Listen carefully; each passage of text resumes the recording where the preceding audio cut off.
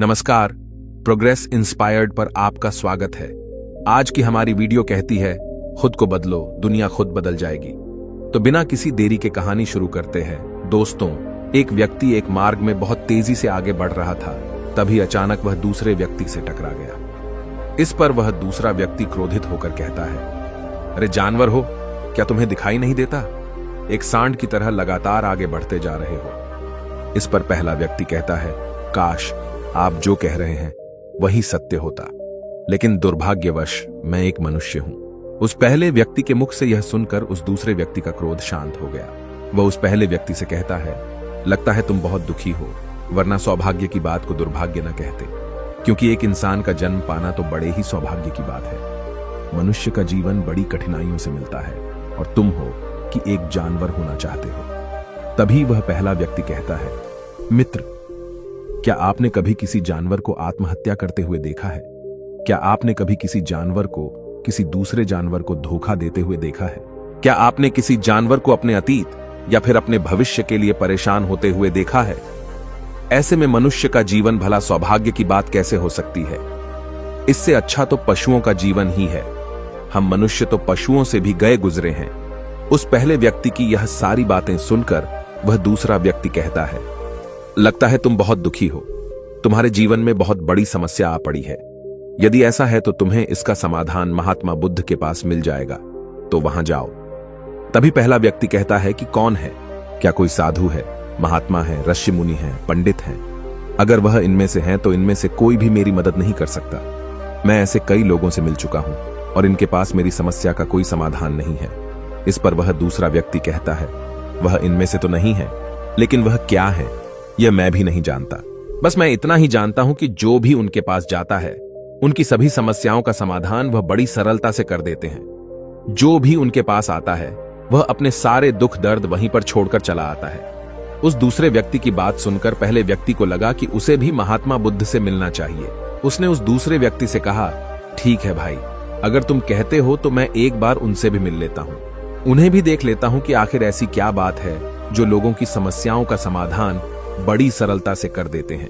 इतना कहकर वह व्यक्ति अगले ही दिन महात्मा बुद्ध से मिलने के लिए निकल पड़ा। लगातार 3 दिन की यात्रा करने के बाद आखिरकार वह महात्मा बुद्ध के पास जा पहुंचा। जब वह महात्मा बुद्ध के करीब पहुंचा तो उसने देखा कि महात्मा बुद्ध अपने सभी शिष्यों को उपदेश दे रहे थे। महात्मा बुद्ध कह रहे थे, इस पृथ्वी पर उपस्थित हर किसी का जीवन बहुत कीमती है, परंतु मनुष्य जीवन अनमोल है। इसका उपयोग कर मनुष्य जीवन के उच्चतम शिखर तक पहुंच सकता है और इसी मनुष्य जीवन के कारण हम मनुष्य पशुओं से नीचे भी आ सकते हैं। महात्मा बुद्ध का यह उपदेश समाप्त होते ही वहां पर जो भी लोग बैठे हुए थे वह वहां से चले गए। तभी वह व्यक्ति महात्मा बुद्ध के करीब पहुंचा और वह महात्मा बुद्ध को प्रणाम करके कहता है, हे बुद्ध, आप कहते हैं कि हम मनुष्य का जीवन अनमोल है। आखिर हम मनुष्य के जीवन में ऐसी क्या बात है? हम मनुष्य के जीवन में कीमती जैसा क्या है? हम चिंता करते हैं, परेशान रहते हैं, हम अपने भविष्य के लिए हमेशा चिंतित रहते हैं। ऐसे ही हजारों प्रकार की समस्याएं हम मनुष्य के जीवन में चलती रहती हैं। लेकिन आप क्या जाने, आप तो एक साधु हैं। आपने तो ये सारी चीजें त्याग दी हैं और इसीलिए शायद आप ये सारी बातें बड़ी आसानी से कह सकते हैं। मुझे तो यही लगता है कि मनुष्य का जीवन बहुत ही कठिन है, हमें इसे समाप्त कर लेना चाहिए।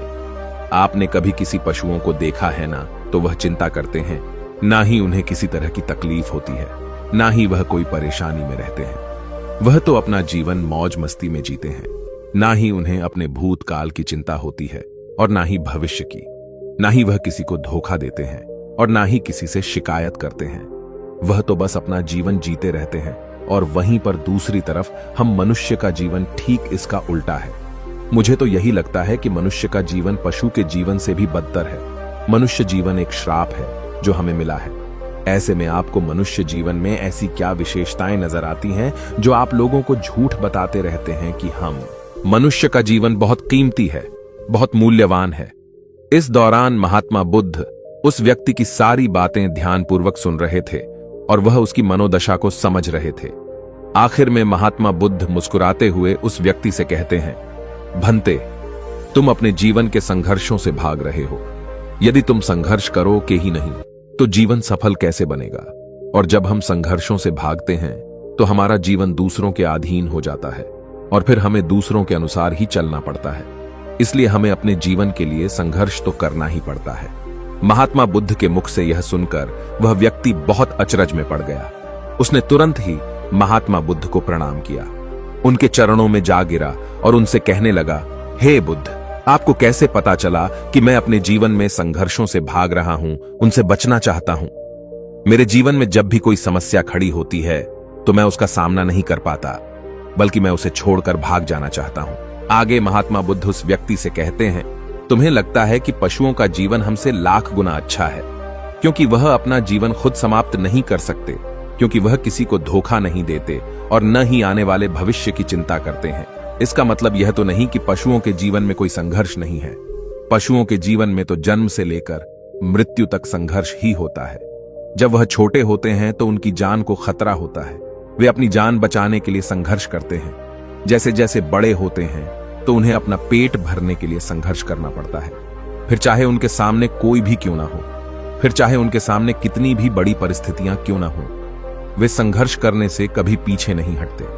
लेकिन हम मनुष्य छोटे छोटे संघर्षों से डर जाते हैं। अगर हम उन पशुओं की तरह अपने जीवन में संघर्ष करने लगें तो मनुष्य का जीवन अपने आप ही सफल हो जाएगा। इतना संघर्ष अगर एक मनुष्य अपने जीवन में कर ले तो वह जो चाहता है वह कर सकता है, उसे पा सकता है। और जबकि इतना संघर्ष करने के बाद भी वह पशु अपने जीवन में कुछ भी नहीं कर पाता। भंते, वास्तविकता तो यही है कि बिना संघर्ष के कोई जीवन है ही नहीं। बिना संघर्ष के हमारा जीवन चल ही नहीं सकता। फिर चाहे कोई राजा हो या भिखारी, सबके जीवन में संघर्ष तो है ही। जो भी इन परिस्थितियों के खिलाफ संघर्ष नहीं करता, फिर चाहे वह मानव हो या पशु, उसका नष्ट होना तय है। इस पर वह व्यक्ति कहता है, हे बुद्ध, क्या आप मुझे कोई ऐसी चीज दे सकते हैं जिससे मेरे जीवन के सारे संघर्ष हमेशा हमेशा के लिए मुझसे दूर हो जाएं? मेरी सारी चिंताएं, सारी समस्याएं, सारी परेशानियां हमेशा हमेशा के लिए खत्म हो जाएं और मेरा जीवन हमेशा हमेशा के लिए सुखमय बन जाए। उस व्यक्ति की यह बात सुनकर महात्मा बुद्ध एक बार फिर से मुस्कुराने लगे और उस व्यक्ति से कहते हैं, भंते, मैं तुम्हें वह चीज तो नहीं दे सकता, लेकिन हां, मैं तुम्हें वहां तक पहुंचने का रास्ता जरूर बता सकता हूं। यदि तुम वहां तक पहुंचने का संघर्ष कर लो तो तुम वहां तक पहुंच ही जाओगे और तुम्हें वह चीज मिल जाएगी। लेकिन मेरी एक बात और याद रखना कि इसका अर्थ यह भी नहीं है कि इसके बाद से तुम्हारे जीवन में परेशानियां या फिर समस्याएं आनी बंद हो जाएंगी। तुम्हारे जीवन में परेशानियां और समस्याएं तो आती ही रहेंगी, लेकिन उनका प्रभाव तुम पर बहुत कम हो जाएगा। तुम्हारे जीवन में दुख और समस्याएं तो आएंगी, लेकिन वह तुम्हें छू नहीं पाएंगी। और ऐसी अवस्था में चाहे तुम्हें कोई कितना भी दुख देने का प्रयास क्यों न करे, तुम्हें चाहे कोई कितना भी धोखा देने का प्रयास क्यों न करे, तुम्हें कभी भी धोखा नहीं मिलेगा। सब कुछ तुम्हारे पास ही होगा, लेकिन फिर भी वह तुमसे दूर रहेगा।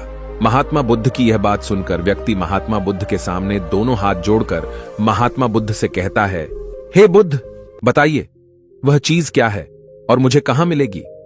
मैं उस चीज को पाने के लिए कुछ भी कर सकता हूं।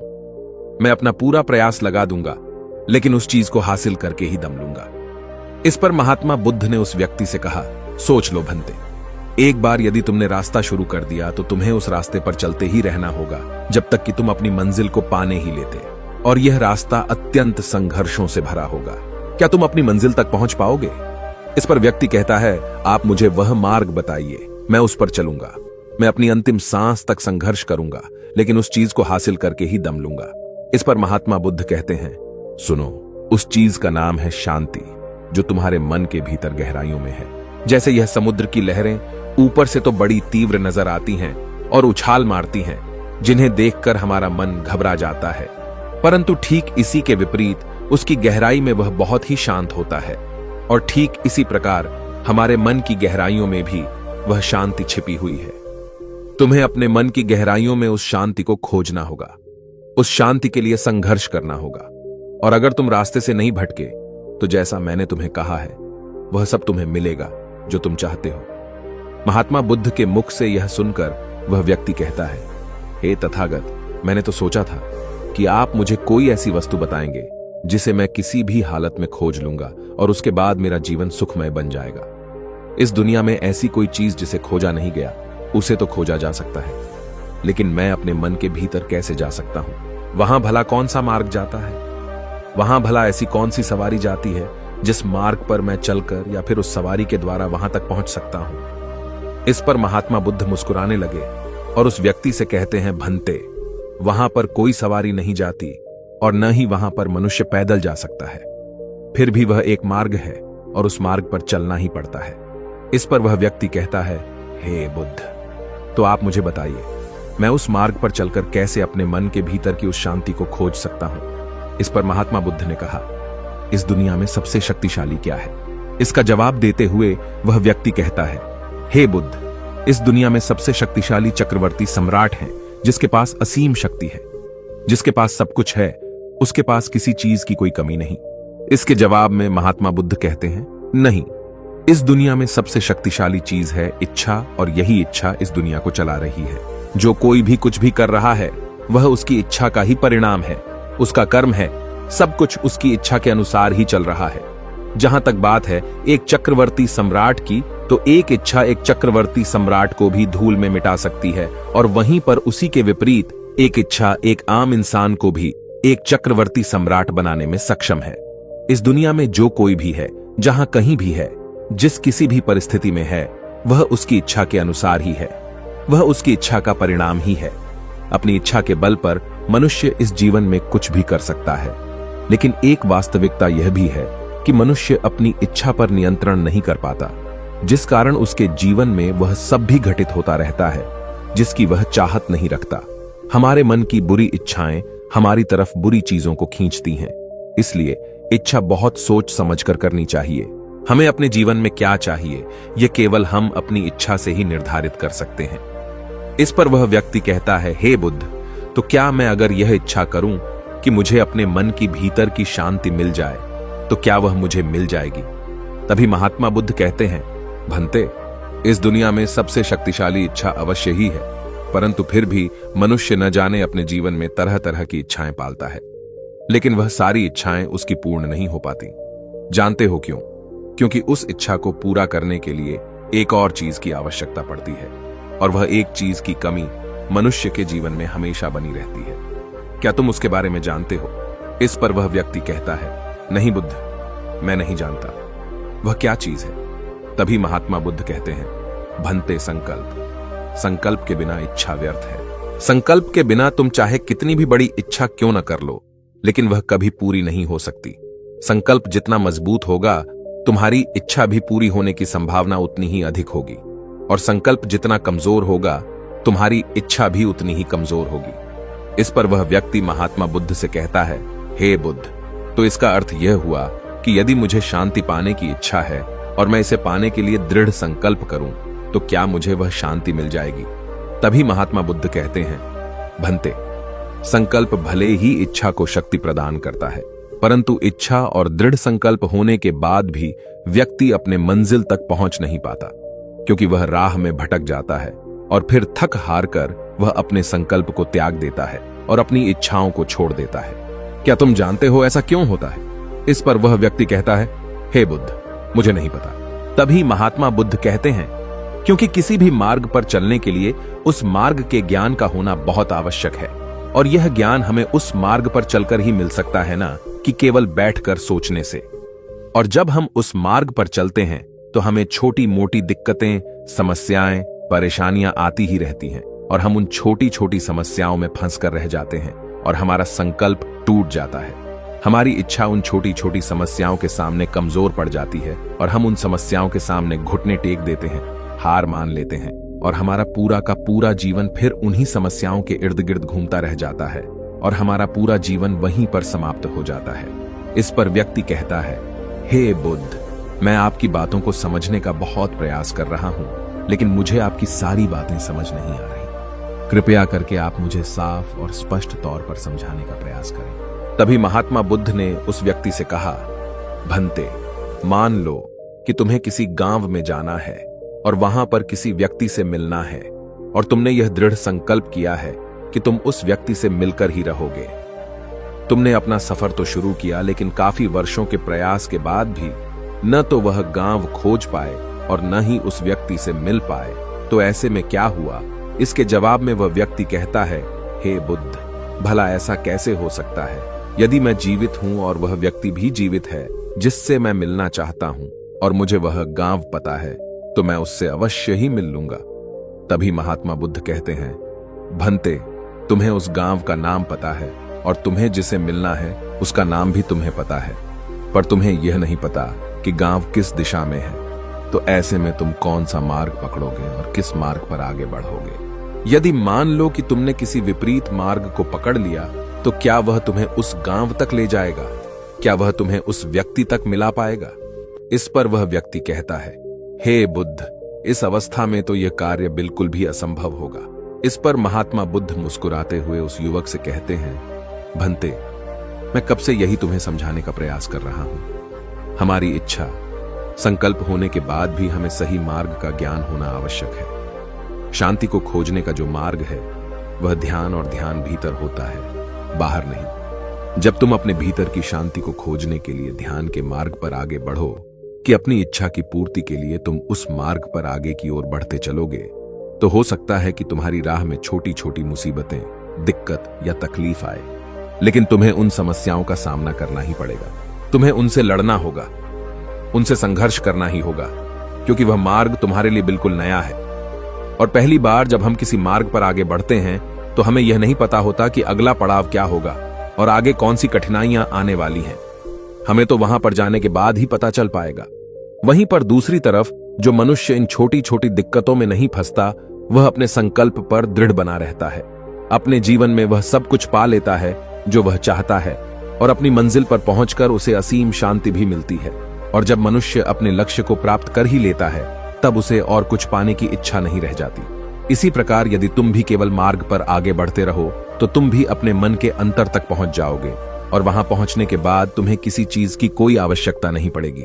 न ही तुम्हें कोई धोखा दे पाएगा, न ही तुम्हें कोई लूट पाएगा, और न ही तुम्हें कोई दुख पहुंचा पाएगा।